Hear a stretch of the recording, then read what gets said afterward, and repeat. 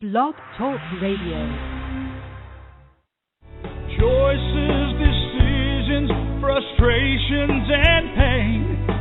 Knowing I'm going to forget her someday. While I still can, I'll challenge all my loved ones, every friend, to look inside their hearts and understand that I will love them. I will love them while I still can.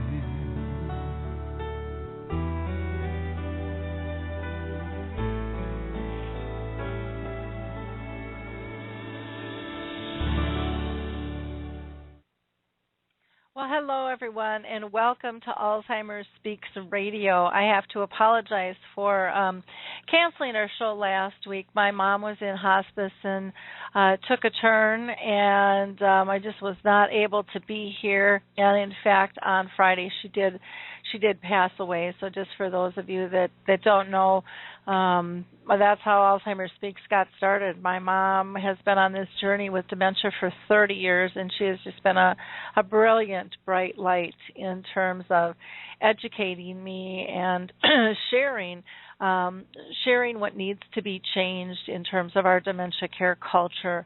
And I have just been overwhelmed by the love and support coming in from all around the world for myself and my family at this time. Everybody was able to physically be with her during her passing, but me. I actually was out of town speaking, and she had told me, came to me in a dream prior to, that she needed me away to do some healing with our family, and she also wanted to make sure that I would not have any difficult times speaking in the future. So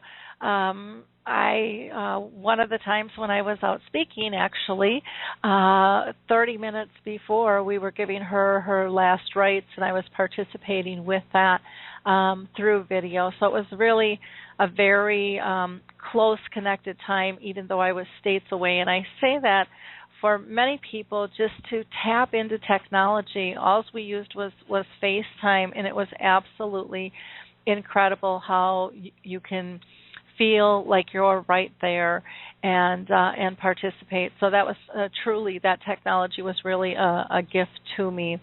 So this show, is just going to be kind of, in all shows will really be in honor of my mom from this point going forward, everything that Alzheimer Speaks does. For those of you that aren't familiar with our company as a whole, Alzheimer Speaks is an advocacy-based company providing multiple platforms to shift our dementia care culture from crisis to comfort around the world.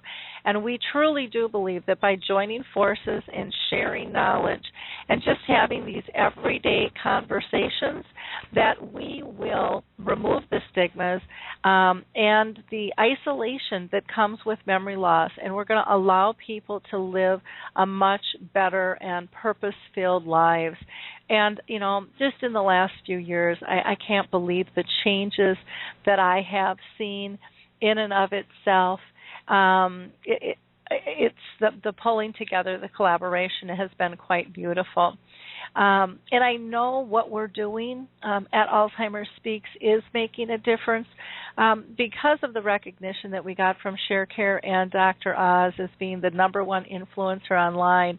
Again, I couldn't do that alone. Alzheimer Speaks really is a one-person show, me behind the wheel with my mom as the driving force. But it's all of you sharing our information that we're pushing out, liking us, tweeting us, sharing it on Facebook and LinkedIn. Together we're really, truly making a difference. So I really want to thank you from the bottom of my heart for all that you are doing to help improve our dementia care culture. If you're not familiar with the Purple Angel Project, I highly recommend that you check that out. You can go to alzheimersspeaks.com, go to our About page, and the Purple Angel has its own tab there. But the Purple Angel is the new global symbol for dementia. We want to be as big as the breast cancer pink ribbon, and there's absolutely no reason that we can't be like that. Everyone has an opportunity to use this symbol, and I'd be glad to help you. Just shoot me an email. I might be a little slow on the trigger just because I'm dealing still with my mother's passing. We're doing her arrangements at the end of this week and beginning of next. But I promise to get back to every single one of you there. I also want to thank Alzheimer's Disease International. They are the association of all the Alzheimer's associations around the world. They're doing terrific work, and if you are looking for an association in your area anywhere, that is the place to go. The Alzheimer's Research and Prevention Foundation, I was just down in Arizona speaking to one of their groups of people. They are just, I can't even say enough good things about this company. Their approach is unbelievable. Their compassion and their drive to make a difference in terms of research and prevention, utilizing a really holistic approach. So very, very cool. And then for those that are dealing with specific types of dementias, because there's probably 100 of them. I don't know if we know a number for sure, to be honest, but the Lewy Body Association, the Association of Frontal Temporal Lobe, the National Aphasia Associations are all places that you can go to get that extra support in the areas you need. And then, of course, there's the Alzheimer's Studies Group on Facebook, and they are doing some trials with tau. In fact, we're going to have a doctor on a little bit later today talking about that. And then some of my favorite just social engagement programs, Music First with Choral Health, Puzzle with Me, and Jiminy Wicket, and there's so many others. And we'd love you all to be part of our resource directory so that people can find you. If you have a service, product, or tool, please enter yourself in there. It's free. If you're not sure how to do that, just again shoot me an email and we'll step you through that.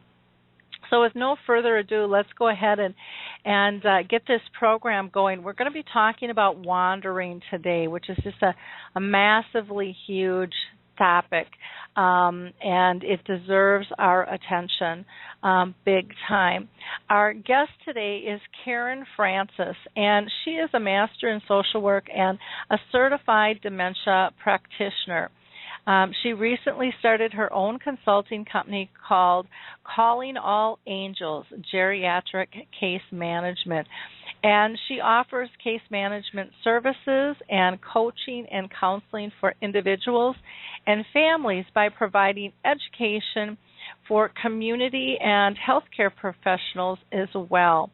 And she specializes in care and management for those dealing with Alzheimer's and other types of dementia.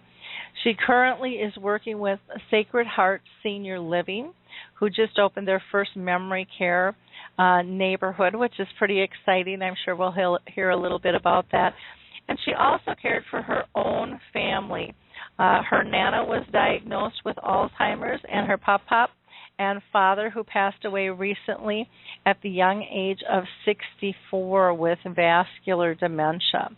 Karen herself has been working with the Alzheimer's Association as a volunteer for over 10 years, and she's facilitated multiple specialized support groups and educational workshops, which are all part of the the Pennsylvania Alzheimer's Association Public Policy Committee and grassroots lobby groups. So she's really connected. In fact, she just attended the Senate Appropriations hearing with Seth Rogen, and I would love to hear about that because there's been a lot of chitter and chatter about what happened during Seth's speech.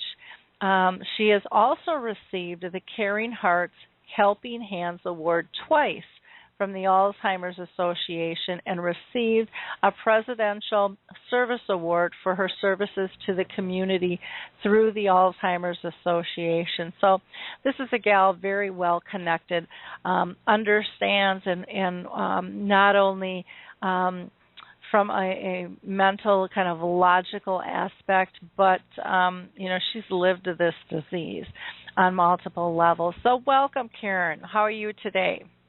Thank you. Great. How are you? I'm doing good. Before we kind of walk into some of this, I do want to just get your feedback on, how you felt about Seth Rogen's talk at the appropriations hearing. Because, boy, there's been a lot of chatter, and I'm glad it's out there. Me too. I really am. I have to say that knowing Seth Rogen's background, I was a little skeptical about what we might hear, but everything he said was from the heart, and I couldn't have said anything better than what he spoke about, with what he's going through, what his family's going through with his mother-in-law, who was diagnosed at the age of 55 with early onset Alzheimer's. I know, just in going on Facebook and different websites, I'm seeing all the anger from all the advocates saying, why weren't there more senators there? And it is a shame that there were so many empty seats. I think that really has gotten a lot of people up in arms, and I think I shot you a message saying I think we need to educate the public a little bit about how they can actually make things happen and how they can be an advocate, like Seth Rogen, like so many others are. The one thing I have to say for the senators who were present, Senator Harkin, they did ask very good questions, and they were very engaged, and it really seemed to me like they had done their homework. So for the senators who did participate, my hat was off to them as well. Yeah, it was sad. I had heard that there was really only like 18 of them left or something, or 16 left, and there were only 2 left in the room, or 6 were there, and 4 of them left early. Yeah. So yeah, and that's a lot. That's a lot of empty seats for what needs to be heard. But I also know how those committees work, and sometimes they get pulled out, and there's emergency stuff, and they also have, their people sitting in the wings observing, even though they're not able to speak. But it makes a statement. I think it was good. It drew a lot of attention that, this situation has to be taken more seriously and given more respect, for what is going on. That's for sure. Great. Well, I hope a lot of people. Oh, I'm sorry. No, go ahead. I was going to say, I hope that everybody who was upset about the turnout from the senators, I hope they do go to alz.org and go to the advocacy section and write their own congressmen and senators about the legislation we'd like to have pushed forward. Mm-hmm. Exactly. That's the only way it's going to change. Right. If you don't take some action in a positive factor, it's nothing's going to happen. So, really, really important. Let's get in and start talking about wandering. And why don't we start with, why does someone who is caring for a person with Alzheimer's or another form of dementia, why do they need to understand the dangers of wandering? Why is that so critical? Well, about 6 out of 10 people with dementia will wander from home. I mean, that's a statistic that's been out there for quite a while. And it's so easy for a person with dementia to become disoriented when they are taken out of their routine or if they are out of their own environment. So it's a real danger, and, everybody worries about little kids who wander from home. It's no different for a person with dementia. They can very easily get lost, and unfortunately they have a whole lifetime of experiences behind them, like knowing how to drive cars, and they are just as much at danger. Yeah. Well, and it's important because again, we're so used to being independent, and yet, as this disease progresses, one of the things that I like about Barbara Brock's reality clock test is it puts a time frame kind of on what is someone's kind of mental capacity. What age are they? And they lose some of the skills, as this disease progresses, as is with many other diseases as well. And so it's important to realize that, you might not put somebody might have great social skills, be able to still carry on for conversation, but you're not going to put them behind a wheel because they have the mentality or the reactions of an 8-year-old, which is different, than a full-grown adult. And so I think that's, to me, one of the scariest things is that, we look at kind of that social persona sometimes and we don't realize the risks. For myself, my mom, she wasn't a wanderer, but we were digging through pictures, for the funeral, and we ran across one where I was when I was caregiving and really in the crux of things, and totally exhausted. I got in a car accident, and I actually fell asleep behind the wheel. And one of the pictures was my mom sitting in the squad car. And I'll never forget that day because I fell asleep actually talking to my daughter as I was driving. My mom was in the front seat of this conversion van, and she had no reaction at all.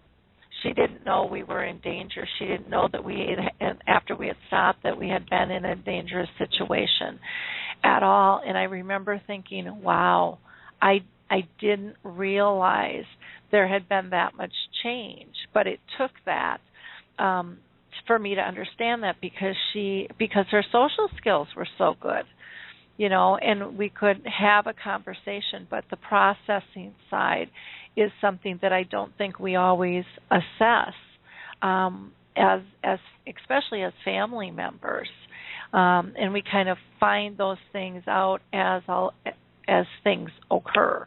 And would you say that that's part of the danger of this disease, is that it is difficult to assess when things change, and people don't really pre-plan that it just could happen any time?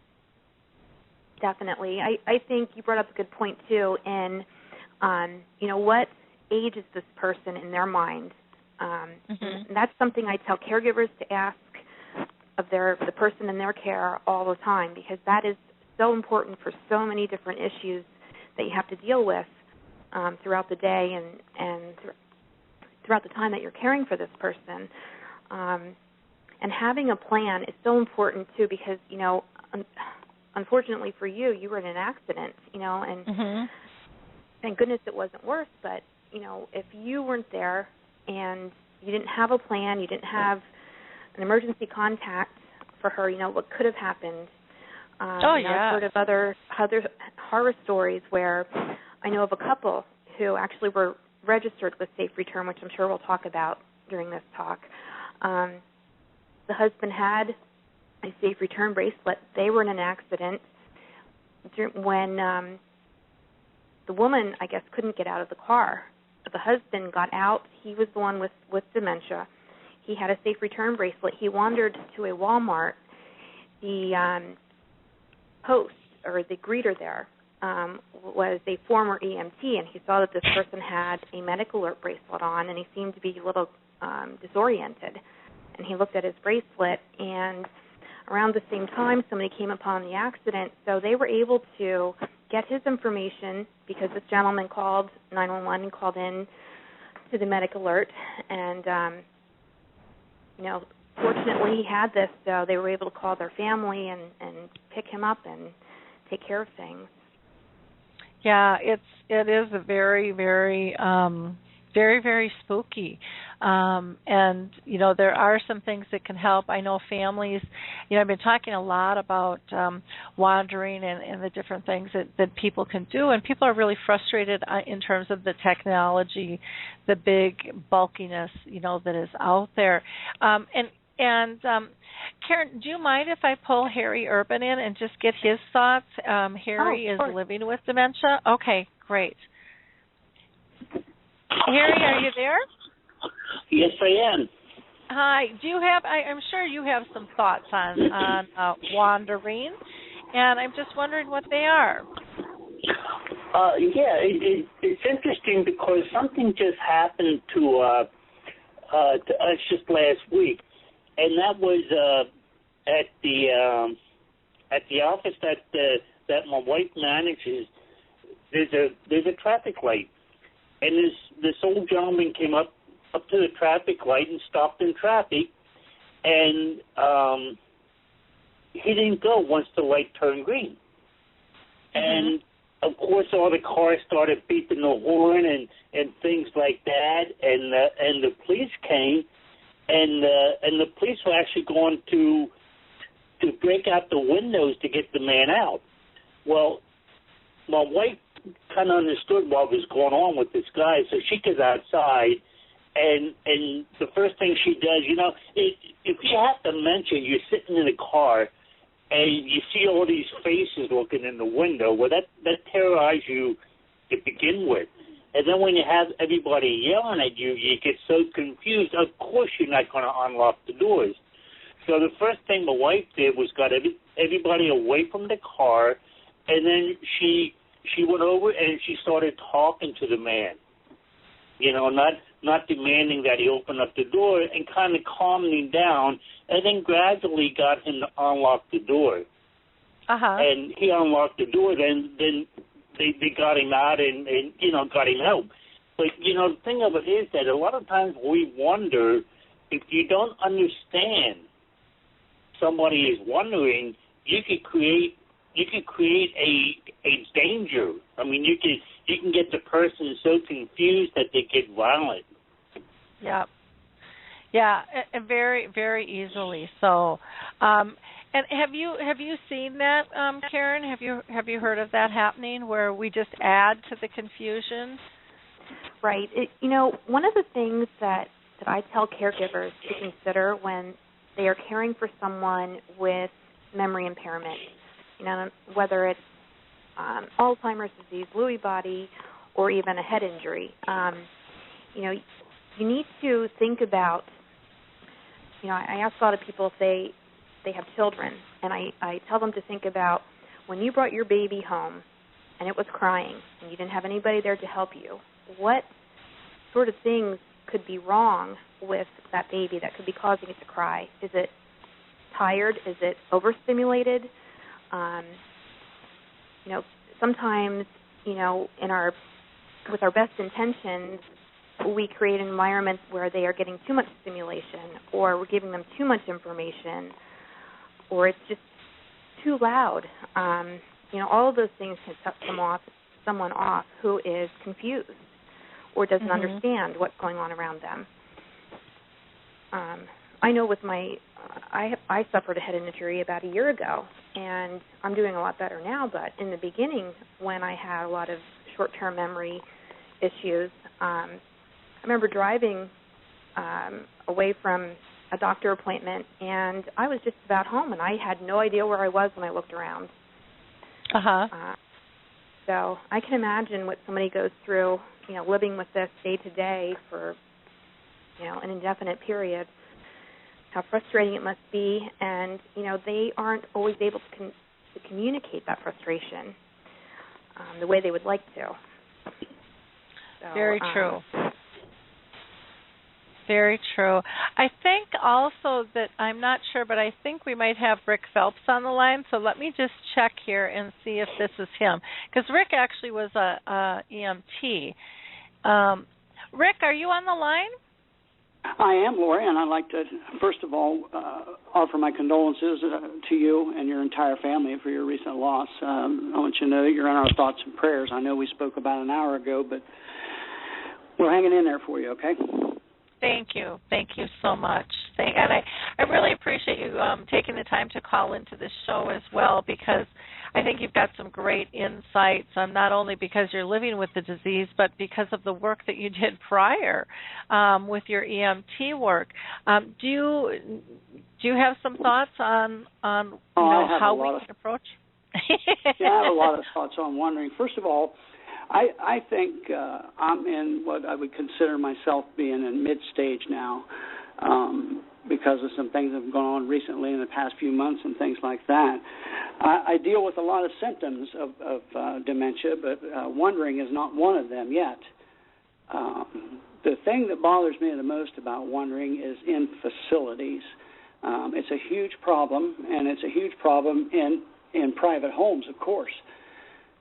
But in my mind, there's just no excuse for wandering in a facility. I mean, it has to be secured. There has to be alarms. There has to be human interaction with these people every 15 minutes, if not more. I mean, just like your guest said, this is what these people do. I think from going through this disease that I don't wonder, because I have to have people in eyesight of me. Just like when me and my wife go out, she's always within my line of sight. But I know in the mornings when I get up in the middle of the morning all the time, and I wander around this house, and what I'm doing is looking for something familiar. And I often think, I don't know, but I often think this is what patients do when they do wander. They get outside the home or facility or whatever, and they're all searching for the same thing, something familiar. And of course, chances are they're not going to find that because of the dementia. I know you mentioned about me being in EMS. That's true. I was in EMS for about 24 years, and I had a couple occasions ran into this where we did find a patient who was wandering. And I have to tell you that the training that we do in EMS and even in police work, I was in that for many, many years too, it is nowhere near what it needs to be. There needs to be a concise program for law enforcement and EMS when it comes to dementia, and it's just not there yet. I know one instance that I was there, but I wasn't involved in law enforcement. But when law enforcement showed up, this gentleman had driven over 70 miles. He had crashed into a huge private resident gate that I was in charge of, and it was obvious to me that he was a dementia patient. But the sheriff's department was en route, and what they ended up doing, this young lady showed up. She was a sheriff's deputy, and she put this gentleman in handcuffs and put him in the back of a cruiser, which was highly, highly wrong. But she said that's how I treat all my, I don't know what, it was just wrong, you know. And here to find out, this gentleman had indeed was a dementia patient. He drove over 70 or 80 miles, and his family was just worried sick. Now, she made a huge mistake by doing that, but she did what she thought was right. But that's why I say there needs to be a lot more education, if you will, brought down to the level of law enforcement EMS, because a lot of people think it's there, and I'm not saying that these people don't know what they're doing. Don't get me wrong. I'm just saying that there needs to be a lot more ongoing education for these services.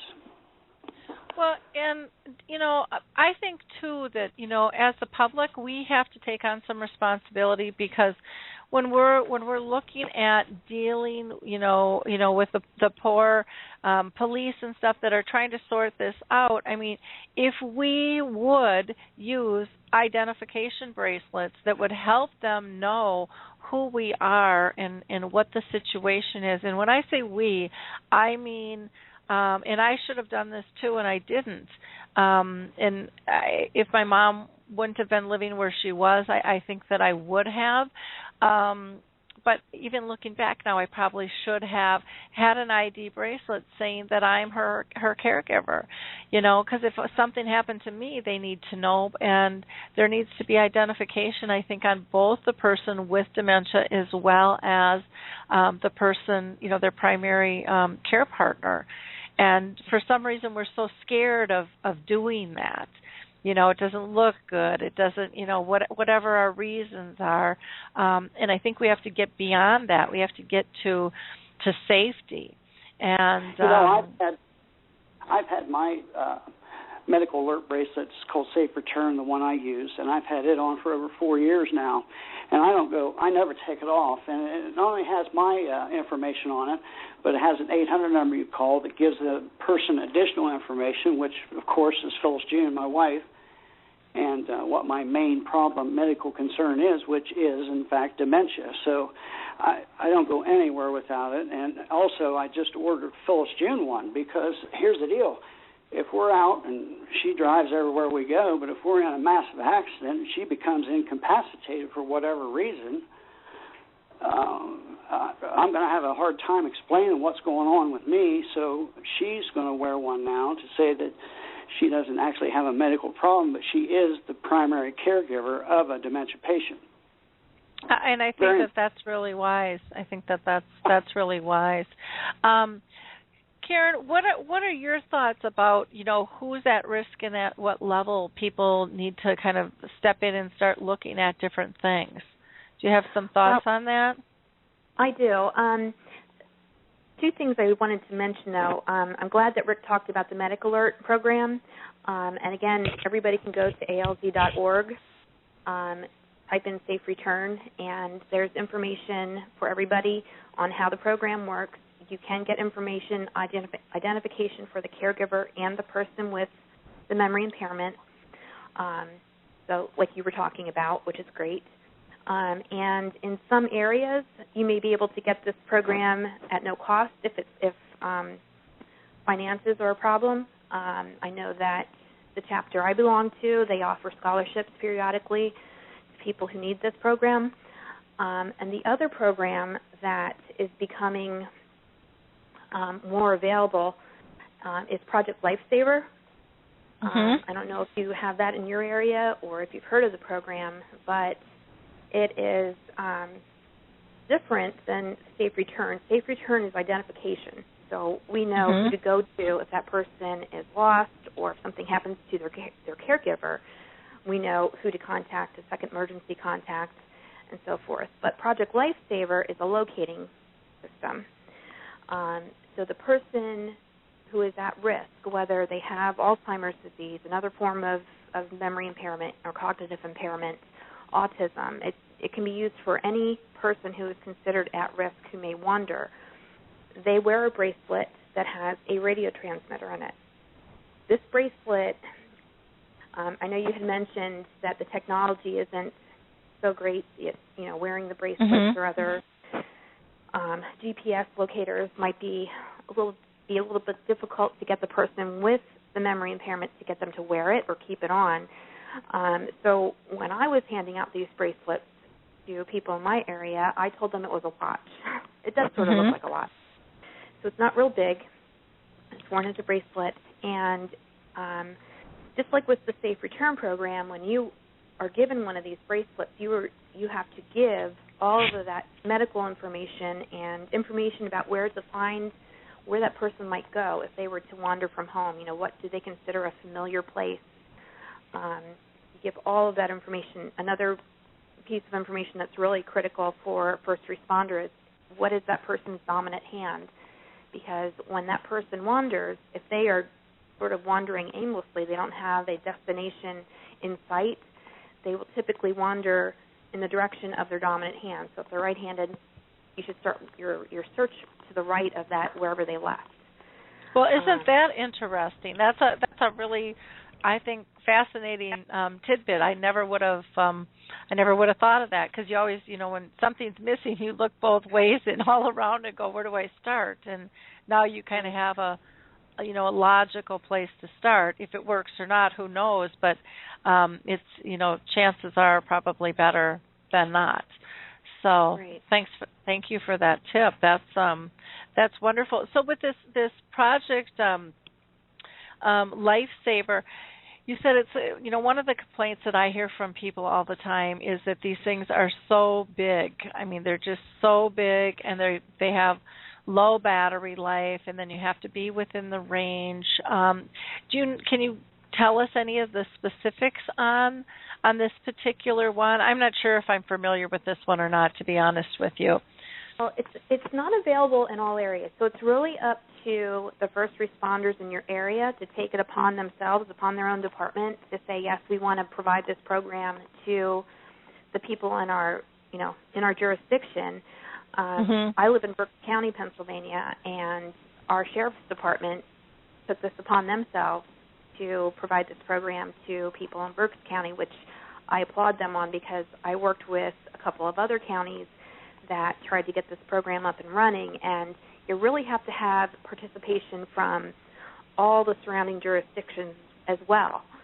The Project Lifesaver, the bracelet isn't really big. It does look like it is about the size of a watch, and it's a radio transmitter. There's all kinds of controversy, which is better, GPS or radio, a radio frequency. With Project Lifesaver, they use a radio frequency because they say that in mountainous areas or an area with a lot of buildings, or if you have bad weather, GPS isn't as reliable as a radio frequency. Okay. And they can use this by air as well. So if Project Lifesaver is in use in a particular area that has the ability to go up in the air in an airplane or a helicopter, and they use this locating device, they can find someone in about 15 to 20 minutes in a lot of cases. So it really does help save a lot of lives. So it's a good program, and it's something, if you aren't sure if the area you live in has this program in use, call your local police department, call your state police barracks, call your sheriff's department, and ask them about it. And maybe you can get them interested in using this, because Rick was absolutely right. There's not enough training out there for first responders, and things are changing constantly too about what we believe and what we want people to know about Alzheimer's disease and dementia.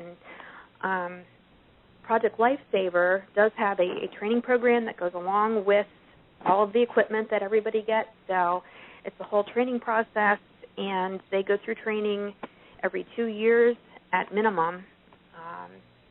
I know our local chapter of the Alzheimer's Association, a lot of their outreach people for the chapter will go out to police departments during roll call and just give them like 15 minutes of information that might help them in looking for someone.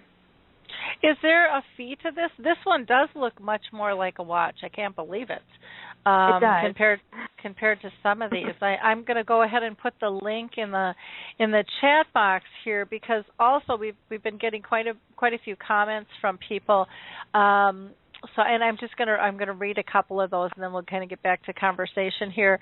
But Elvis says, I thought of a low-tech method that can help recover a wanderer, and it's kind of a cute comment. She said, write on a piece of silver duct tape. If lost, put my number here, my cell phone, person's name. It's free, and it doesn't have to be plugged in and recharged. Marcus is saying the GPS tracking devices. And then Elvis says, is there any known training for public safety personnel already developed? I know that there is. I don't think there's something standard throughout the nation, but I know that more and more people are starting to work with this. In fact, in Roseville, Minnesota, I'm on a committee that's doing some work, and we found out, to our surprise, actually, that the security people at one of our major malls, at Rosedale Mall, has a whole program designed to deal with dementia, and we were just shocked at that. We want to learn. We're in the process of learning more about that. So Elva is saying that the Safe Return program costs about $50, so that she thinks the program costs $50 a year, and I'm not quite sure on that. Marcus had put in the URL, so thank you for that. And then there was also a note about the GPS shoes available, but they're about $300, and they got to be charged every 48 hours. So there's lots of things going on out there. Alva also wrote, in Dallas-Fort Worth area, there's only one suburb that has the Project Lifesaver. There's a cost, and most departments choose not to put that expense into their budget. So, again, the Project Lifesaver program does, the organization itself does offer grants as well. And if somebody wants to have the Project Lifesaver in their area, they can also look to their local legislators, their senators and House representatives. A lot of times they will have some sort of funds that they may be able to contribute to this program. So there are ways that will cover the cost to the county or the jurisdiction or to the individual who needs the bracelet as well. Okay. And as far as the batteries go for Project Lifesaver, if a jurisdiction decides that, yes, we're going to administer this program, then they will go out monthly to the people who have this bracelet and check their batteries for them. That's part of the program. Okay. Because Marcus had put in here, what does the new enrollment option for my loved one include? And he says it includes the purchase of one 60-day transmitter, one tester, 1 year supply of batteries and bands in the amount of $95, and which is the initial cost, plus $25 a month. Does that sound accurate to you? I just pulled it up on. Okay. So, because I know one of and I've been working with somebody who's really been trying to find something for actually his daughter, who is developmentally disabled, who is now having some signs of dementia as well. And he just said, gosh, she either has to be in a range, or these batteries have to be updated, and, or they're big and they're bulky. And he just has not been able to find something that he felt comfortable that would really work, because you have to remember to put it on. And because they've got the things in the phone too. But again, you have to have the phone with you. On this Project Lifesaver, is it something you can take on and off, or is it something that's a little bit more secure than that? It's more secure. It's a plastic bracelet, and the way it connects is almost like a hospital bracelet, so it's pretty hard to get it off. Okay. So usually when you have one, you will be given another band in case the one that you have happens to come off or is somehow removed. And one of the things that I really try to feel out with Project Lifesaver, or what I did do when I was distributing bracelets, if we saw that the person who was getting the bracelet might try to take it off, or if having it on their wrist would be a constant reminder, you're trying to figure out where I am all the time, putting it on something else like their ankle, or if they use a walker, putting it on their walker, but again, they have to have their walker with them. So it is better to put it on the wrist or the ankle, but it is a more secure bracelet than, it's not like a piece of jewelry. Pretty secure. Okay. Do you mind? If I pull Harry back into the conversation. My guess is he's just bubbling at the brim with something to say over there. So, Harry, I'm thinking that you probably have some comments there. Is anything you want to add? I do. I wonder. Now, I never wandered from my home, but I'm told it's called exploring. Now, what I do is, like, if Hazel takes me to the grocery store and she's picking up items and putting it in the bag, I might wander off someplace, and even though I might be one row over from her, I lose that direct sight of her, and I'm lost. Okay, so the first thing I do is I think to myself, well, I'll go outside and wait by the car. Okay, so I go outside and I wait by the car. Now that sounds good, except I can't find the car. I was going to say, So now I'm all over the parking lot looking for it, and my definition of that is I'm wandering. But they tell me is caught exploring, and they say that's common because a lot of dementia people do that. They go out to a restaurant and maybe the caregiver goes up to to use the restrooms, and they're sitting at the table and they just get up and wander off because they might want to go look at something. Mhm. Yep, I can believe that. I'm gonna. Do you have any comments to that at all, Karen? Just that whatever you want to call it, it can be dangerous. So, you know, I think it's important too if you're caring for somebody with memory impairment, that you find out what's available to you in that area, and what is your state or your jurisdiction. What are they doing to help someone in your situation? You know, is there Project Lifesaver? If my loved one goes missing, I know you should call 911, but does the state have any kind of an alert system? I know Harry lives in Pennsylvania, I believe. Aren't you in Lancaster?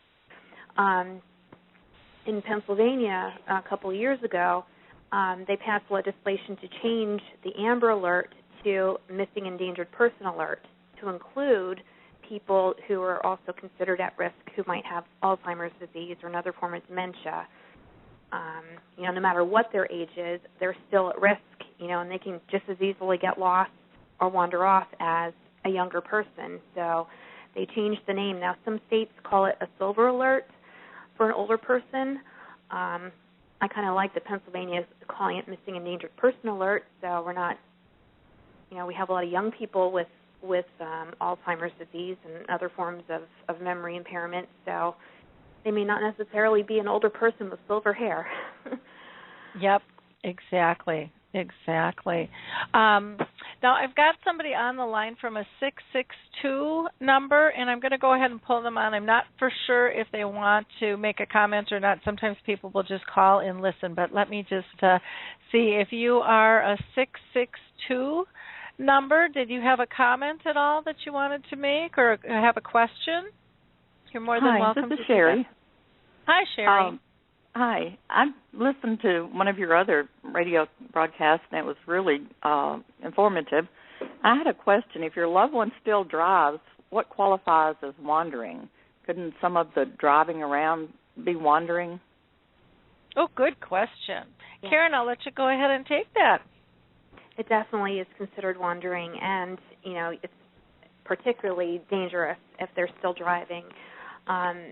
And the best advice I can give is really get the buy-in of your loved one's doctor to have their license taken if you believe that is a danger or you're starting to notice other things with the change in their abilities or behaviors.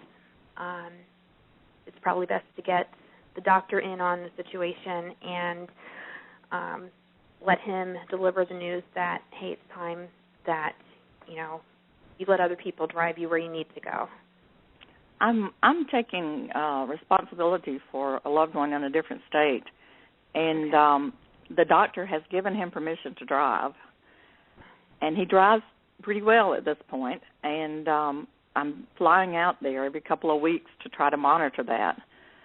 So he lives alone. He's never been married, and the only thing that I have figured out that might be in my favor right now is that State Farm Insurance, where we have his insurance, offers a plug-in device, that something new, I think, where they're tracking their clients' movements, as far as how fast do they go and how did they start and stop and turn. And if they do really well, they get a discount on their insurance. Mm-hmm. And so I've been investigating that, and they've got something called the Guardian and something called the Backseat Driver. And if you buy into that, they actually will track the patterns where he goes and when the car goes to certain places or where it is at any given time. And I've just started that. I'm hoping that tells me what I need to know when I'm not there so that I could catch the problem. I'm not familiar with dementia. I've just started learning about it since August. and I'm hoping that will tell me when I need to immediately pull the keys or have the doctor do something, because he's just not interested in the doctor's not interested in making any changes. Mhm. That's a shame. You know, I always tell family members or a person who is considered the primary caregiver, don't take it upon yourself, because you don't want them to be angry with you. And a lot of people really respect what their doctors have to say. So when a doctor delivers that news, I always think it's taken a lot better than if it's coming from a loved one or a family member. Mm-hmm. So it would be nice if your doctor, if you could have a talk with his doctor and make him understand that, you know, maybe in that 15 minutes that you're seeing this person in my care, maybe you aren't seeing all the things I see. So Right. it's always good, too, to come up with a list of things throughout the period between visits and make sure that you make them aware of what's going on. And the other thing you might be able to do, too, is contact the local police department. I ran an early onset support group, for a lot of years, and it consisted of entire families that would come to the group. And I was constantly getting that question from them, you know, what can we do? You know, my dad's still driving, and I'm afraid he's going to get lost or he's going to be in an accident. And they weren't getting the cooperation from their doctor, but the local police departments, who are also part of Project Lifesaver, who were totally on board with saying, well, we'll do what we can to help, you know, if they're in an accident or if they get pulled over for speeding or pulled over alongside the road. If we happen to be in the area, if we stop them, you know, we can help in having their license taken, if that's right. what they've done. But that's only if they would stop them, right? Right. But it doesn't hurt to let them know what's going on. Too, I can do that. They can be on the alert. Good question. Thank you so much for calling in. Really appreciate that. I think that was a very important question. So thank you, Sherry. Thank you. Mm-hmm. Are there, you know, we've talked about some tools and stuff as far as the Safe Return and the Project Lifesaver. Are you, and some people have talked about, you know, the GPS system in the shoes and things. Are you aware of anything else, the Silver Alert? Rose Lamont says, you know, the ankle bracelets are used to keep track of criminals. Why can't we use something like that for our wanderers? And I don't know if, you know, how people would feel about wearing something like that. Have you heard discussions on that at all, Karen? You know, because it is, I think a lot of us feel when it gets to that point, it's safety over looks too, you know, with something like that, and they are hidden. You know, depending on where you live. I mean, if you're up here in Minnesota, you're wearing pants. Down in Arizona, probably not so much. But it just seems asinine that there can't be some kind of technology out there that works. And I really don't know how the ankle bracelets work, but those must be more radio than batteries, because I can't imagine people charging their batteries on that one. Right. But I don't know. Any comments on that? Well, I think what they're talking about is, you know, something that the law enforcement uses to keep track of somebody who's in trouble. And I think, unfortunately, anytime you are forcing a person to wear something, whether it's on their wrist or on their ankle, you know, another symptom that's pretty common is that the person becomes more, I don't want to say paranoid, but they feel like everybody is against them at times. Mm-hmm. And when you're asking them to wear something like that, you're just reinforcing that. So,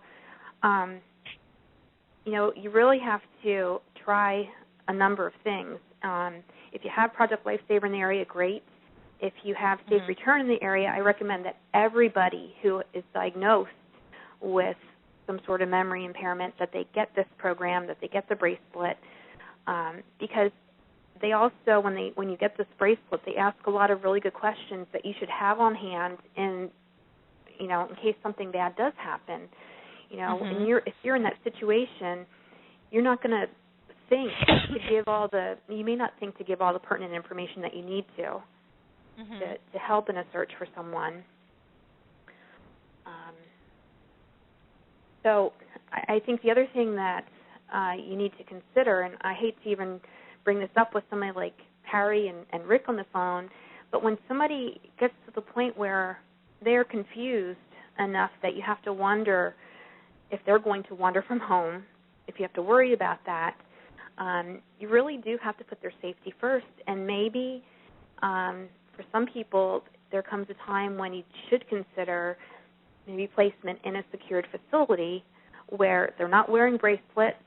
They're free to do whatever they want in that facility, especially if that person isn't living with you. If you don't have your eyes on them, you're going to be worried constantly if you know that this is an issue. That's something else to consider. Yep. And I do agree with that. I mean, it safety has to come first because, like with my mom lived in the nursing home and she was on a unit where it wasn't secure and she could walk out and, go sit in the park area and that worked fine until all of a sudden it didn't, and then she needed to go to a more secure area where she couldn't wander outside alone. So we knew that she was safe, but she could wander within and was okay. And so there were still freedoms, and so it's a matter of, balancing out the freedoms, that are available to people, and trying to do that in the most respectful fashion as possible. What can a care partner do to prepare in the event that a person does wander? So all of a sudden, oh my gosh, I know that feeling when my daughter, we thought she wandered off and here she fell asleep in the basement behind a mattress. We're in a house we just moved in. And the panic was it was horrible. It was just horrible. Where do you start?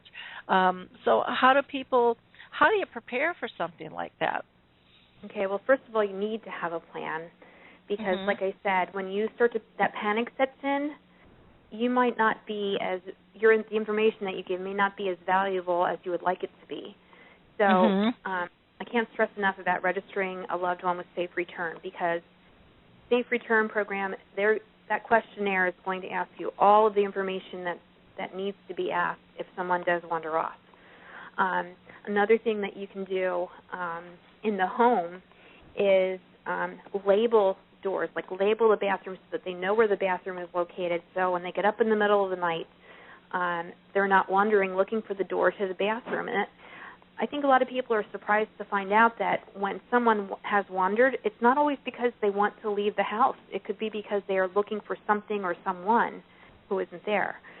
So labeling the bathroom, putting a nightlight in the bathroom, putting a do not enter sign on the door going to the outside, putting a lock out of sight on the door that goes outside, up higher on the door or lower on the door. People are going to look right there where their hand goes, and that's where they're going to look to unlock a door. Another thing they can do is have a door alarm on a door so that they can hear if somebody does happen to open the door. I don't like alarms. I really don't like bracelets either. I think people feel like they're being monitored or, keeping track of them, and we are, but it's for their own safety, but they may not always understand that. Another thing they can do is make sure that the neighbors know about what's going on and that if they would happen to see your loved one outside without you, that they should give you a call. Know your neighborhood. So if you're living in an area where maybe the person you're caring for grew up in that area, find out where they considered home when they were 20, where they considered home when they were 30. Because, like we mentioned earlier, a lot of times these people don't realize, hey, I'm 70 years old, and in this house I live in right now, I've lived here for the last 30 years. When they think of home, they're thinking of the home they lived in when they were 20 or their childhood home. So find out what those addresses are and have those on hand in the event that if somebody were to wander off. So it's good to know where they lived and know the neighborhood. Keep a list of people to call for help, people in the area. Of course, you're going to call 911, but you need to keep a recent photo, medical information like what medications they're on, what their diagnoses are, places they might go, like I mentioned before, where they have considered home in the past. Mm-hmm. So having all of those things at your hands and at your fingertips is good to have. And I know that in a lot of areas, EMTs, if you call 911 and they come out to your home and you have an emergency, whether you're in the home or somebody has wandered off, they tell people to keep a list of all of this information, medications, diagnoses, all of this information on a piece of paper and put it either on your refrigerator, or what some areas do is they put it in a medicine bottle, this piece of paper, and put it in your refrigerator, like on the first shelf or whatever. Mm-hmm. EMTs are trained in a lot of areas to look on the refrigerator for that information or look in the refrigerator. Okay, great. Karen, can you stay with us for a while? We're just having a great conversation, and I do have another person that I need to pull into the conversation for about 10 minutes. But would you be able to stay with us so that we can carry on this conversation? Because there's quite a bit going on in the chat box as well. Sure. And okay, wonderful. I'm going to go ahead and put you on hold, and I just want to be respectful of this other person as well. And then if everybody can hang tight, we will get back to this conversation because people have some great ideas and thoughts on it. So I thank you all for participating very much. But right now, I'd like to pull in Dr. Malhotra, and she is a board-certified psychiatrist and assistant professor of psychiatry at the Northeast Ohio College of Medicine in Akron-Canton, Ohio. And she's got over 15 years of research and clinical and administrative experience, and she's conducted over 70 clinical and experimental trials as principal and co-investigator. She is the president and medical director and founder of the Neuro-Behavioral Clinical Research Incorporated. She has been widely published for her research papers and is very reputable psychiatrist, and she's been in Psychiatric Journal, and she remains extremely very active as a researcher, and she regularly presents her findings at national and international scientific conferences. So I'm just thrilled to have you with us today. How are you doing, Doctor? Thank you, Larry. Thank you for having me, and that was very kind introduction, but I'm very excited to be on your show. Well, I'm thrilled to have you with us today.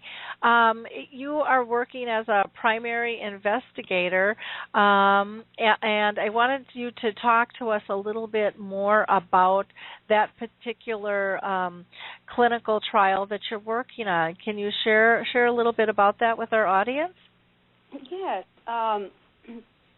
Just to give my background, how I got interested in Alzheimer's disease was I saw my grandma suffer through it in med school, and I was very close to my grandma, and to see anybody so close to you suffering and changing, and there is a sense of helplessness being the family member. I think that's what made me choose in medicine, this part of medicine, and then research. And that was a long time ago, and still this is top 6th cause of death in the United States, but the only medical illness which has no treatment, no way of prevention, and most of the research in this area has been very tricky over the last 30 years. So that's just a little bit background. So we are very, very committed to it. Why we are excited about this trial is the person, the Professor Washik, who is who is a pioneer in the field of Alzheimer's disease, who's starting this trial. He was one of the persons who, in Cambridge, England, first diagnosed the tau protein, which is in neurofibrillary tangles, which is very clearly associated with Alzheimer's disease. And we see that these tangles, they appear in people as young as 30, but as we grow older, in certain patients with certain risk factors, it grows at much faster rate. They conducted a study he worked 30 years on the research, and he would go and collect the postmortem brains and figure out what's going on. And finally, he developed, by chance, this chemical and this medication, which is we are studying LMTX. And they did the first study in 2008, which was a phase 2 trial, where they are trying to compare it with placebo to make sure does it really work. This involved 321 patients with mild to moderate Alzheimer's disease, and how we diagnose that is in research is much more extensive rather than in clinical practice. So, these patients had PET scans, MRI scan, like 5-hour cognitive neuropsychological testing, not just a simple MMSI. So we can quantify that much better. And this is the first breakthrough study why we as physician and me as a family member or possibly myself at risk are excited, because this is the first study where they found that after 52 weeks, 90% reduction in rate of disease progression in patients who are at 30 milligram and 60 milligrams. So FDA has fast-forwarded and allowed this study to go through so we can try it in much larger population, not only in the United States, but all over the Europe. So it's very, very exciting, because this could be the biggest discoveries in modern history if this works. Wow. How do people get a hold of you if they want to be part of the study? We can be called at our website, and we can provide this detailed information. We are associated with a national campaign, as well as we have our office here, Neuro-Behavioral Clinical Research, Inc., and we can be called directly, or anybody can go to our website and fill out a form there and get hold of us. Okay. And I can provide you those details, information, after this, or I can do it now. I'm not used to doing that. So, sure. You want me to give you the phone number, or? Sure. If you've got it, that would be great for people to have. Yeah. So they can call our office at 330 493 1118. Okay. That's 330-493-1118. Wonderful. I also wanted to ask you, and I thank you for that information, because I think people are always interested in being able to check that out. Why do you think now is such an important time for this disease to be addressed? It's been around for over 100 years. Why do you think it's so critical that we get the attention that you feel is needed now? Well, as I was listening in, a wonderful conversation going on with the young lady before. Not only the person who is suffering with this illness, but this illness affects the whole family, and especially your elder, a parent who taught you everything you know, and now they are becoming where they cannot even function and take care of themselves. And as of now, there are 7.7 million new cases of Alzheimer every year. 1 in 8 adult Americans suffer from Alzheimer's disease. As I said, it is the sixth big cause of death. And, what we expect by 2050, the total cost of treatment of Alzheimer's disease will be 1.1 trillion. So it is important to find out to prevent the progression of illness, because up till now, the medications which are in market, like people know of the Aricept and Exelon, they really don't treat the progression of illness. All it does is, and it's important, I'm not saying don't take those, but really they just take care of the symptoms, if somebody is getting paranoid or agitated. But truly there is not much help. And when I see as a clinician, a family member sitting here, what can we do for our mom or dad or our sister? They are usually prescribed 5-10 different medications to fix symptoms. You don't even know if those medications are good for them or not. Do you see that? Like, once time somebody was agitated, they got prescribed some antipsychotic. Of course, when people lose memory, they start feeling anxious and depressed. It is, I would be anxious if I find, hey, I don't know my way to my home now. But rather than a prophylactic kind of improvement or something to stop the progression once it is identified, we are just kind of taping up at the top. It's very important for us to figure out. Last 30 years, the studies were mostly fixated on the genetics part of it and amyloid plaque. And unfortunately, there were two causes of what we consider the Alzheimer's pathology, the plaques as well as these tau protein tangles. And for some reason, people just, as a medical field, we focus too much on amyloid plaque, and unfortunately, all the studies came negative for it because even after we take the amyloid plaque from the brain, it does not improve the memory. So all the studies were terminated in that field by FDA in 2010 because if that medication doesn't work, there is no reason to take it. So, so the goal now is not only to decrease the progression of illness, but then if we can figure out some treatment to decrease progression, it will help us figure out to maybe down the road prevent. What causes this worsening of tangles? Why? I mean, it starts in brain. It's in normal brain at 30. Then which are the people, we know risk factors already, like we know high trans-saturated food diet or hypertension, stroke, medical illnesses can worsen it. We also know that exercise can improve it. We know body weight will worsen it. There are a couple of studies where Mediterranean diet, which reduces the chance of Alzheimer's disease. So we know all these environmental risk factors which are very, very helpful for patients to know about. It's common sense, healthy lifestyle, no smoking, drinking in moderation or like one cup of red wine a day, drinking plenty of water and exercising. But beyond that, we have no treatment available right now or even nothing is in horizon right now. And that's why it is such a big public health issue. Yep. Yeah, definitely. And I think everybody on the line would agree with you. I would have loved for there to have been some type of treatment. My mom just passed here on Friday, after 30 years of struggling with dementia, and it would have been so nice for there to have been something else, to be able to. I'm so sorry to hear that. Thank you.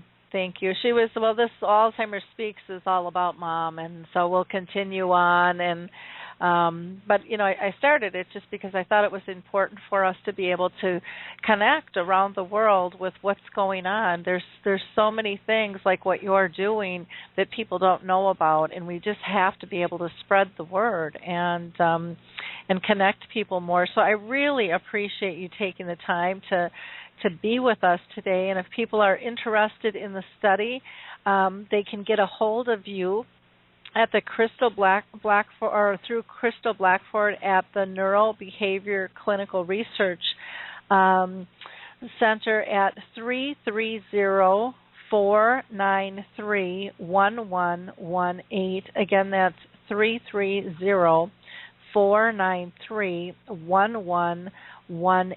And we actually have Rick Phelps on the line with us who has dementia, and he said, she's my neighbor. Hi, neighbor.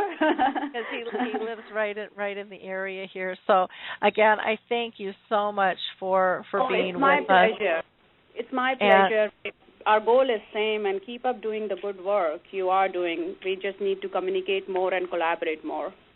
Wonderful. Well, thank you so much for talking with us today, and I look forward to having you on the show again in the future. My pleasure, Laurie. Thank you. Thank you. Bye now. Bye. I'm going to go ahead and pull Rick in because I know Rick had texted me and was interested in making a comment. So let me see. There we go. Rick, you should be live. Thank you, Are Lori. you still there? I had a couple things I jotted down here. Excuse me. I know your other guest, Karen, I believe that's her name? Yep, and she's still with us. Good. I know she was talking about these bracelets and how important they are, and she's absolutely spot on. And she also mentioned how, some patients are reluctant to wear them. My thinking is if you get one of these bracelets on your loved one as soon as possible, that's the answer there. Like I said, I've been wearing mine for 4 years. Now, there may come a day that I don't want it on me, but right now I know it needs to be there, and when that day comes, I think I'm going to have other problems than worry about what's on my wrist. That's just my thinking. But one other thing I was wanting to comment on, and I know it doesn't happen here, but our local facilities here for dementia patients, I've told them that one of the cheapest things to do and one of the easiest things to do is take a picture of their residents each and every day, because if one of these patients do get out, the first thing law enforcement is going to say, well, what do they look like, and what they're going to say, well, they have on a medical gown, which everybody does, but taking a picture of your loved one, even in your home every day, is very important because, the police don't know what your loved one looks like, and in that state of panic, you can imagine when you're at the beach and you lose your child for just a couple minutes, you feel that sick feeling in the pit of your stomach. Well, that's exactly what happens when your mom or dad or grandma or somebody would wonder. It's a feeling that no one wants. And the cost of these things, the bracelets and the GPS, I know it's a burden for everybody, but I'll tell you what, it's something that you really need to look at because it's very, very vital. I've seen this happen, and it's absolutely tragic when somebody wonders. It's just it's something that no one wants to deal with. Yeah, we had actually somebody in our memory cafe get a call. Their husband was going to a day program, and she was participating with us and got the call saying he never showed up, and the bus had picked him up. And this was when it was, oh my gosh, it was like 35 below up here. The weather was just absolutely horrible, and she was absolutely terrified. Well, what happened was he ended up getting dropped at the wrong door, so he wasn't brought into the secure setting, and it was attached to a nursing home, and he was up wandering, thank God, just inside. But, I mean, we were all terrified. And, where do you start and where do you go? And it was a horrible 3 hours, Lori, that's exactly true. If we go to a large establishment, say a shopping center or something, and like I said, I'm always within eyesight of Phyllis June, but if that eyesight is lost, I mean, I'm wondering in my mind because I'm wondering where I am. What am I going to do? I mean, panic sets in immediately. If I can't find my wife within 2 minutes, which seems like an hour, it's panic-stricken for the patient, let alone the caregiver or the family member. Yeah, exactly. I'm going to go ahead and pull Karen back into the conversation here because she was so nice to stay with us. Karen, any comments to what Rick has been talking about? Yes, I think it's a great idea to take pictures of your loved ones if you're worried about them possibly wandering, or even if you're not. You never know when it's going to happen. In the state of Pennsylvania, I know most facilities are required to update their residents' photos yearly or every 2 years. Most facilities, I think, do it on a yearly basis just for good practice because everybody does change. So they always have a pretty recent picture, but that's an excellent idea, and that's one of the things, I don't know if I mentioned before, that in the information that you keep for your loved one, the diagnoses and medications they're taking, to keep a recent photo of them with that information. Yeah. Well, and Rick brought up a great point because I think, taking pictures more frequently. I mean, this can be very helpful for both family and staff to begin with, in terms of just creating memories and stuff. But I mean, because of my mom's death, we're going through pictures, and I mean, we were just roaring over how much we've changed, over the span of the years. But I mean, even within a year, for me, if I have makeup on or don't, or so many things can affect how you look. It's I don't know how they find people. I mean, the more I think about that, how different we can look, or how we look when we're stressed versus when we're happy. I mean, those things can even have huge impacts, right. on us. us. It itself can just change the appearance of a person as they decline. Exactly. So really, really important stuff. Now, I know we had some other comments here in the chat box, so let me just see what we have going on in here. A couple of people said, let's see, Elvis said Hodgeway, in their area, they have an outside fence around kind of the village that has like 6 to 8 people, and they're allowed to come in and walk so that they won't wander, and they can go to a little store or beauty shop, or go for a walk alone through the village because it's all enclosed. There's also a comment to put up a big red sign on a door, like a traffic sign for people to stop, because those are kind of ingrained, or paint the door or wallpaper the door so it looks the same, so it's harder to find the door. Let's see what else is on here. Low-fat diet is not good for the brain, somebody said. Someone was thanking our doctor who was just on the show. Let's see. What else do we have? Elvis says the real experts, on the call are like Rick and Harry, the people that actually have dementia are really giving us some good ideas. What else? Let's see.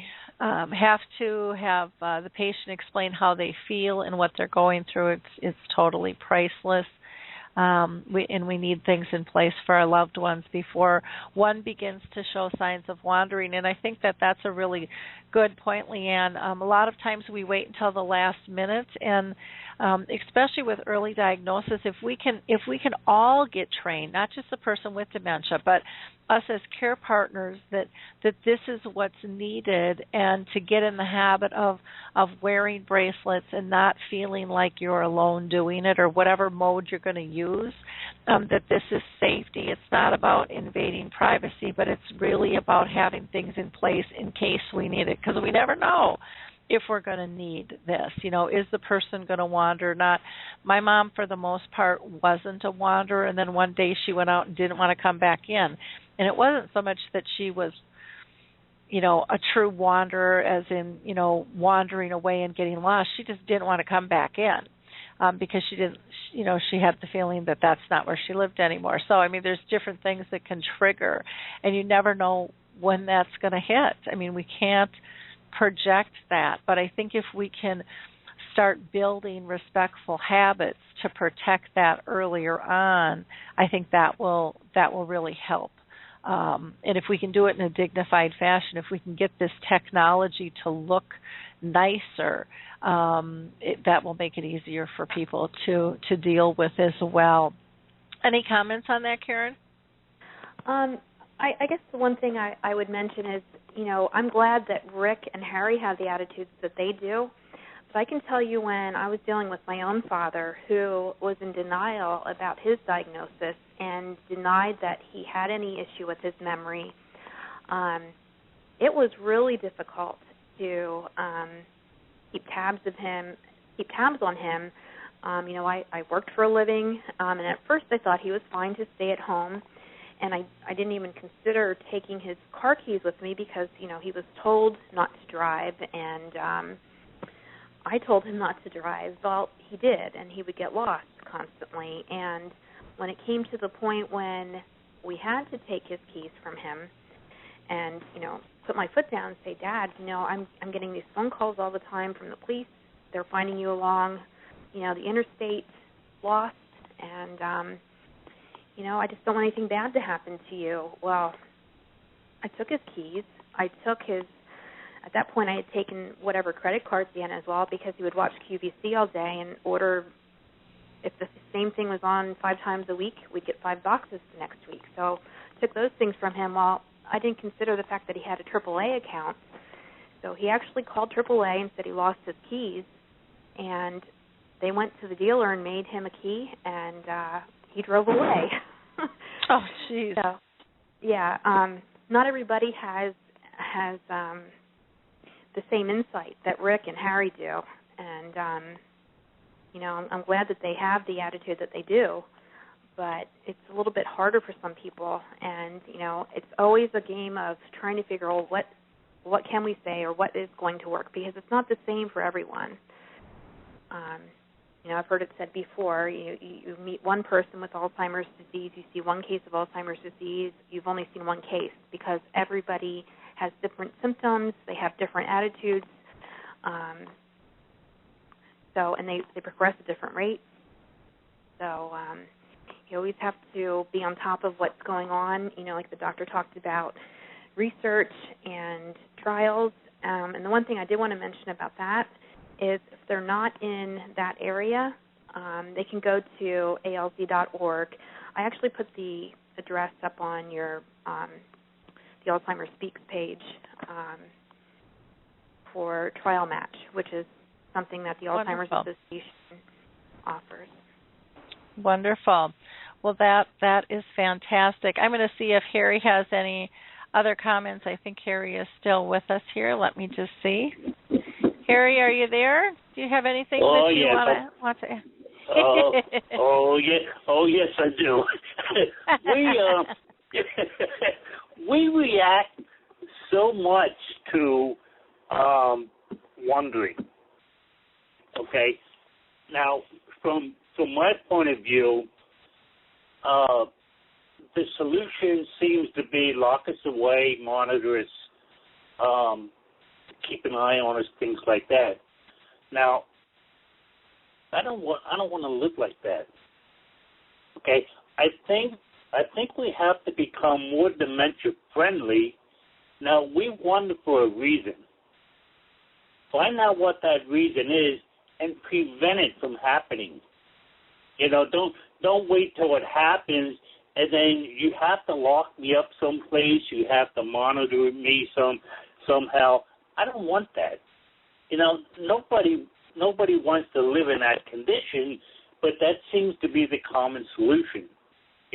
We have to be in a lockdown unit. I think more time and more energy has to be spent on becoming dementia friendly and finding ways to prevent wandering. Mm-hmm. Yep, I agree. I totally agree, and that's going to be a stumper. How to prevent it. Karen, do you have any ideas for people on how to prevent somebody from wandering? Well, look for the signs that it might be an issue. Like if somebody goes for walks on a regular basis or even goes for a drive and it's taking longer than they normally do to return from their walk, then maybe you should start being a little bit more proactive and maybe joining them on their walk. If they're having difficulty finding the bathroom, I had mentioned earlier about labeling things. The other thing is if you start to see a pattern with this person, a time of the day that they seem to get a little bit more anxious, or they are talking about, where's my husband or where's my wife, or saying things like I need to go to work and they don't need to work any longer. Give them something to do at that time of the day. When you start to notice that there's a pattern, if there is a pattern, give them something to do that they enjoy that will take their mind off of that person or going to work. And sometimes just reassuring them that, your son's fine. He's not here right now, or your mother is getting groceries, or you don't have to go to work. It's Saturday. Saying things like that to get their mind off of the situation.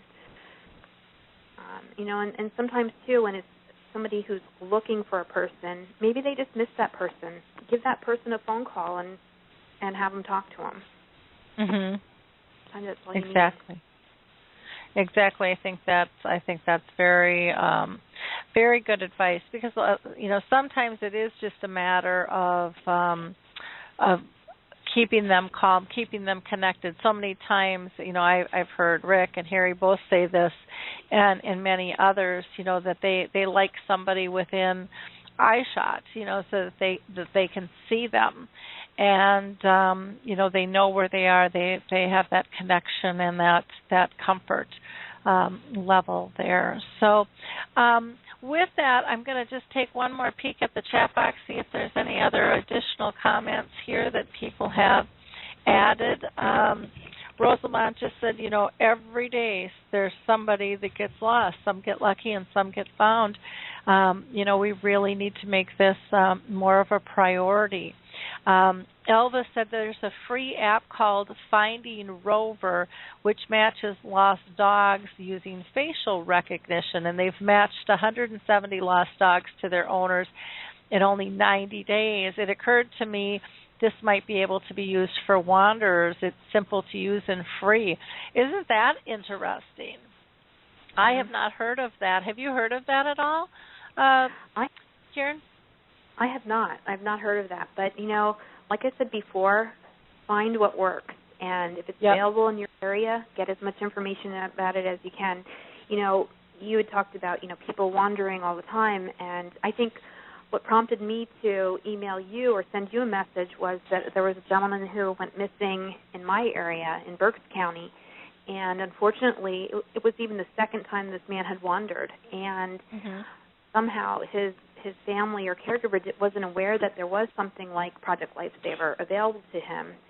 So when they finally coordinated a big search, they found him. Unfortunately, he had passed. Found him 100 yards from his front door. In his neighbor's yard. Oh, so sad. So sad. Yep. Well, Karen, how can people get in contact with you? What's the best number for them to reach you at, or do you have a website, or is it email? Which would you prefer? I have a cell phone and email. My cell phone number is 610-413-6250, and I gave you 2 emails that I use. The best one is probably Karen_Francis, FRANCIS @yahoo.com. Okay, wonderful. Well, I really thank you for spending all this extra time with us. I just think it was a fascinating conversation. I'm just going to pull in Rick and Harry and see if they have any last minutes. There's comments. Actually, there's somebody new here that might have a question, so let me get to them first here, okay? So just a second. We have somebody from a 253 number. 253, did you have a question or comment? Yes. Hi, Lori. This is Leanne. I wanted to Leanne. First of all say hi. I just wanted to say I'm sorry for the loss of your mother. I lost my mom last year, so I know that it's a rough road, and I just want you to know I'm going to be praying for you and thinking about you. Oh, thank you. And then I just wanted to say also thank you for doing a show about this. I do think it's of such huge importance. Really quick, my mother-in-law had Alzheimer's, and she started showing signs of wandering because my father-in-law would find the locks in the house undone. The deadbolts would be flipped over. Like, at some point, she had gone around and tried to get out. She never actually had. But the thing is that she shadowed him basically 24 hours a day. And so when she was doing that, nobody could ever figure it out. But, of course, as soon as we noticed it, thank God she never did get out of the house. But as soon as we noticed it, he put in the kind of deadbolts that have a key from the inside, and then he had the key with him at all times. And while that's not, that's kind of frowned upon and it's not that safe, the alternative was we just wait for her to get out, and then we try to track her down at some point before something happens. And what I had just thought of the other day, it kind of struck me. I thought, she also, when she was in her later stages, she also developed a bed sore. And after that began, then they brought in this wonderful bed pad that had air pockets, and it would fill up and deflate and everything, and it was wonderful. And I just thought, why didn't she have that before? It would have prevented this whole bed sore deal from coming on in the first place, which those can be impossible to get rid of. We all know that. And so I just felt like, and I feel so strongly, we need to have something in place, like Harry was saying, that prevents it from even happening, because I think Karen says 60% of patients wander. So you can pretty much count, that it's a likelihood for your loved one. And to have something in place, like Harry said, to get into their head, to address things. But, our experience was even being with them 24 hours a day, she was still trying to get out of the house. And my father-in-law just, he said, I walk past the door and I see the deadbolt's been undone. She obviously was trying to get out, and how, maybe it was the 2 seconds I was in the bathroom, but I don't know. So it's just a real scary thing, and I just want to say thank you so much for doing the show, and thank you, the guests. And I know you and several there know, but I'm Rick's assistant, and I help him with our support group, Memory People, on Facebook, and it's a joy for me to do that and to help others. So, but thank you for taking my call, and like I said, I will be praying for you. Oh, thanks. Thanks for calling in, Leanne. Harry, I'm going to go ahead and pull you in, see if you have any last-minute closing remarks at all. I had some wonderful things in my head, Lori, but I forgot what it was. But I think the general thing is, though, take the book you're reading and throw it away. Get to know the patient. Okay, so many times you read a book on how to handle somebody that wanders, but it don't apply to your loved one. Like if you've been a construction worker and worked outside all your life, it's going to be hard to keep them inside all the time. So you have to get to really know the person and prevent this stuff from happening before it even happens. I agree. I agree. Well, I thank you for being part of the show today, too, Harry. Rick, do you have any comments, any last comments that you'd like to make? Well, I just have one, Lori. I want to thank both your guests. It was very informative, and Karen did an excellent job for her first time. I want to applaud her for that. And, Lori, I've said this 1,000 times, but it heeds repeating. When you have dementia, it's a disease of the brain. And when you wonder, that is caused from this disease of the brain. There's nothing that anybody can do to prevent that.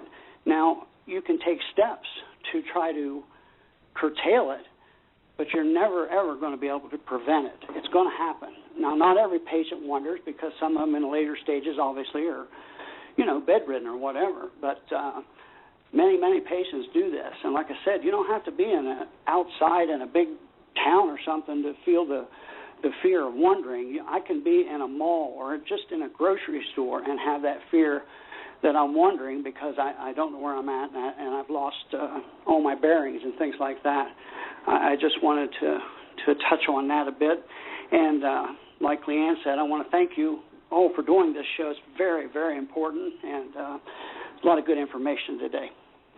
Yeah, it was a very fun show, very interactive, and I want to thank everybody who participated, by calling in and utilizing the chat box. And Karen, you were absolutely wonderful. You really sparked a great conversation, and I can tell you we're going to have another show on this conversation as well. I know it's not over. I know there's others there that that we need to talk to about this show. So for all of you, if you wouldn't mind, liking this show and sharing this show with others, I would really appreciate that. You pushing it out to whatever circles you have. We never know who needs to hear the conversation that's being held, and it's critical, in my eyes anyways, that we have things available, so when someone is ready for the conversation, they can find the information. And the only way we can do that is by sharing the information that we have. Again, I'd like to give you Karen's contact information is 610-670-9366, 610-670-9366, or you can call her at Karen Calling All Angels at yahoo.com. That's Karen Calling All Angels at yahoo.com. Once again, I'd just like to highlight, for those of you in need of resources, the Alzheimer's International, Alzheimer's Disease International, which is the organization of all the Alzheimer's associations around the world. Don't forget they are there for you. The Alzheimer's Research and Prevention Foundation, which is a fabulous organization, has lots of great educational information, and you can find them at alzheimersprevention.org. The Lewy Body Association, the Frontal Temporal Degeneration Association, the National Aphasia for people who are having a difficulty speaking, the Alzheimer's Studies group on Facebook, which is doing some clinical trials with tau. They're in their third trial, so don't forget to check them out. Music First with Choral Health and Puzzle with Me and the Jiminy Wicket program, again, are all wonderful venues for people to be able to partake in. So our next show will be, as usual, next Tuesday. I would invite you all to join us then. I apologize that I canceled the show last week and the dementia chats. I just had too much going on with my mother actively dying at that point, but we will get that rescheduled. There are some blog posts out there that might be of interest. I found the whole dying process again with my mom absolutely fascinating, because normally I'm the one sitting in the room comforting the person passing and the family around, and this time I was not able to physically be there, but technology allowed me the privilege of still feeling like I was there. And so I would encourage you to read a couple of the blog posts, and keep in mind, technology can be our friend, and it can really, really pull us together and be extremely helpful in healing. There's also some other articles out there about strategies that you can start today about holistic interventions for prevention. And there are also a couple of articles that I posted. I really kind of actually would like them to be a conversation on the show here about expanding our views, and is titled one, and the other one is called No One Owns Dementia. So I'm sure we'll do those on the show at another time. Again, I think this topic of wandering is something that will need to be addressed once again. I think it's a critical topic, and one where it will ever be changing with all the technology and ideas that are coming out there. Don't forget to, if you want to reach out to the Neuro-Behavioral Clinical Research Center with the doctor we had on earlier on the show about trials, you can contact them at 330-493-1181. Again, that's 330-493-1118. And again, I just thank you for all your thoughts and prayers regarding for myself and my family regarding my mom. It really helps us. You guys have lifted us and made this so much easier. This disease has not been for nothing, which sometimes you kind of wonder. But so many people have reached out all over the world, and I just can't thank you enough for that. So with that, I'm going to go ahead and close. And again, wish you all the best, and we'll talk soon. Bye now.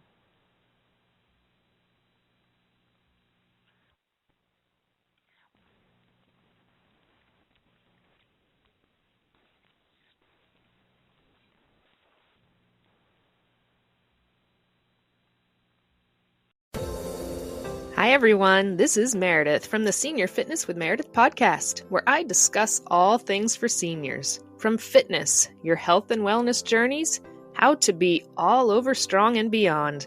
I also have my mini podcast called Motivation with Meredith. It's a great, quick motivational pick-me-up for your days. Join me, listen now, search for Senior Fitness with Meredith on your favorite podcast platform.